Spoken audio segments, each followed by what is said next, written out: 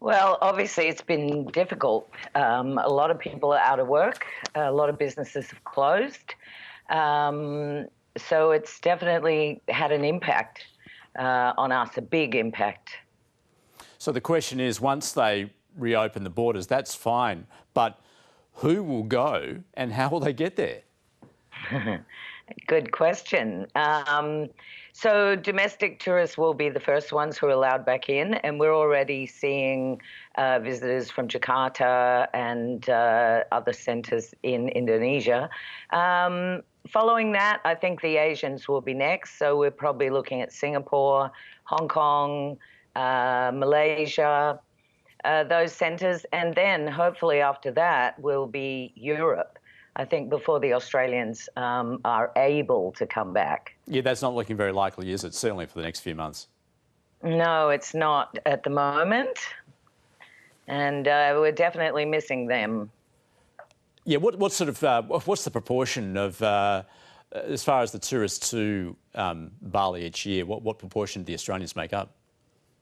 The Australians are still the number one market, and a lot of Australians, for them, this is their second home, so they might come here 3-4 times a year even, particularly from Perth, Darwin, where it's close.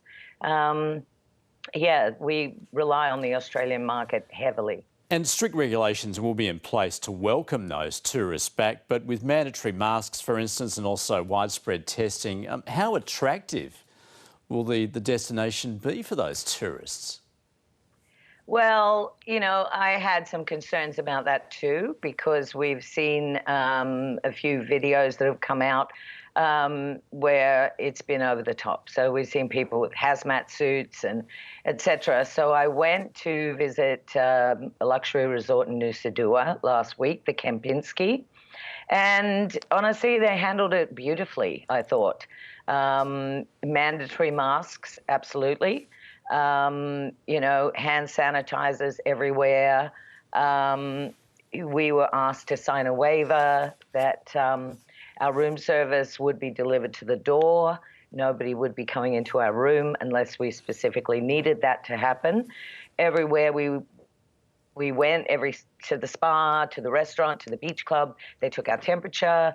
They asked us to please keep the masks on. All the staff wore masks. But apart from that, there were signs saying, they sanitize the lift every hour, and everywhere there were places to sanitize your hands and wash your hands. But overall, it was, graceful, beautiful. It was nice, beautiful. And Sarah, there are an estimated 3,000 Australians in Bali whose tourist visas are about to expire. Do you know what's their fate?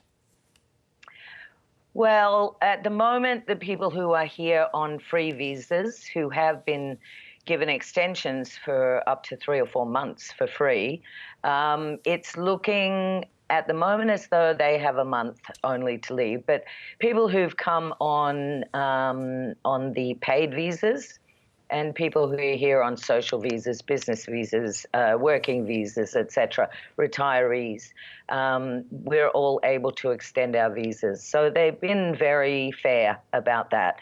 And it still may change, because obviously a lot of Balinese would like to see the people who are here remaining here. So we'll see. We'll see. There was a bit of panic in the beginning, but I'm not feeling that right now. Sarah Dougherty, thanks very much for joining us. You're very welcome. Thank you.